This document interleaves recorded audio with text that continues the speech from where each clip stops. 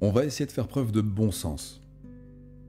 Lorsque votre intérieur de chez vous, de votre appartement ou de votre maison est sale ou négligé, qu'est-ce que vous finissez par faire le dimanche matin par exemple? Vous faites le ménage du dimanche matin. Pourquoi? Pour que le reste de votre semaine soit plus agréable dans cet appartement ou dans cette maison, enfin dans votre intérieur de vie. Et du coup, vous procédez à des modifications dans l'environnement, du ménage, le déplacement de certains éléments qui vous gênent dans le passage, et voilà, vous récurez, vous nettoyez, vous faites la vaisselle si vous ne l'avez pas faite, vous rangez, vous faites le linge, enfin bon, il y a plein de choses que vous faites le dimanche matin, ou un autre jour pour certains, voilà, chaque semaine, ou peut-être chaque mois, ça dépend des gens et du rythme de chacun. Mais voilà, ce qu'il faut retenir finalement, regardez, c'est très simple, c'est juste du bon sens. Quand votre intérieur vous paraît trop négligé, vous le nettoyez. Parce que c'est plus facile, vous admettrez, qu'il est beaucoup plus facile et beaucoup plus confortable de se déplacer dans un intérieur propre.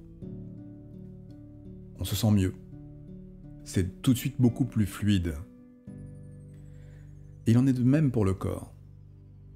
Si vous avez compris la logique de votre intérieur, de votre appartement, de votre maison, de votre lieu de vie, c'est aussi votre lieu de vie, à une différente échelle. Mais vous devez vous en occuper aussi bien, voire mieux, beaucoup mieux, que l'intérieur de votre maison. On va avancer un peu, vous allez comprendre. Quand vous avez votre intérieur qui est sale, plus vous accumulez de choses, plus il est difficile pour vous d'y être bien. Et donc, à chaque dimanche matin, vous faites un grand nettoyage de printemps, et tout de suite, ça va mieux. Vous vous sentez plus à l'aise chez vous.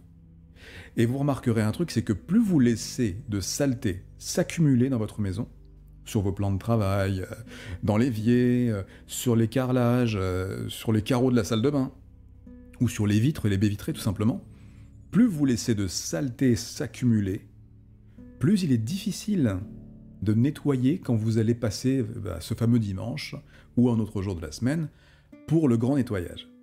Voilà. Plus vous laissez s'accumuler de saleté, plus il est difficile de nettoyer. Donc, moins vous salissez, plus c'est facile et plus c'est rapide. Et moins vous avez d'efforts à fournir. C'est important, parce que vous voyez, ceux qui passent leur journée du dimanche à nettoyer l'appartement pourraient passer moins de temps à nettoyer cet appartement et délivrer moins d'efforts si, tout au long de leur semaine, ils n'avaient simplement pas sali autant leur appartement. Ça nécessite des aménagements, bien évidemment, mais la logique est simple. Plus vous salissez, plus vous allez avoir à nettoyer. Et plus le temps s'accumule, plus des choses s'accumulent, et plus il est difficile et inconfortable de nettoyer. Bon, il en est de même pour le pare-brise d'une voiture. Vous voyez cette condensation souvent là, ce film un peu opaque qui finit par perdurer lorsque les températures se sont modifiées. Donc à l'intérieur de votre pare-brise, même sur les rétroviseurs extérieurs, vous avez cette pellicule très désagréable d'ailleurs qui vous empêche de voir au travers. Souvent, le réflexe quand vous êtes pressé le matin, c'est de passer un Kleenex ou un chiffon si vous en avez un dans la voiture, pour pouvoir partir, aller au travail et voir mieux à travers la vitre.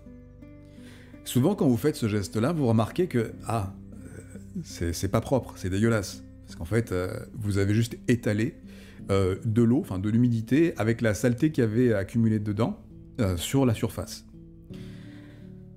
C'est pareil, c'est comme l'intérieur de votre maison. Plus vous laissez votre pare-brise sale, plus la condensation a matière sur laquelle s'accrocher.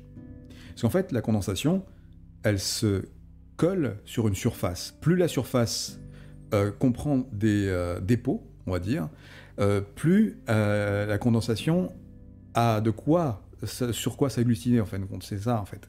Plus il y a de saleté, plus la condensation est grande, voilà, sur la surface. Ce qui explique que pourquoi, si vous nettoyez régulièrement votre pare-brise à l'intérieur et les rétroviseurs à l'extérieur, il y aura moins de condensation. Vous aurez moins ce problème du matin dans les zones humides ou lorsque la température change, parce que vous aurez nettoyé la surface régulièrement, donc il y aura moins de dépôts qui s'accumuleront sur cette surface. Plus il y a de dépôts, plus de dépôts s'accumulent. C'est comme ça, vous voyez ? Plus il y a de matières sur lesquelles les matières vont venir se déposer, plus elles se déposeront. Tandis que moins il y a de matière, plus c'est lisse, plus c'est lisse, et moins ça colle, moins ça s'agglutine, donc moins il y aura besoin de nettoyer. En tout cas, il y aura moins d'efforts à fournir pour nettoyer.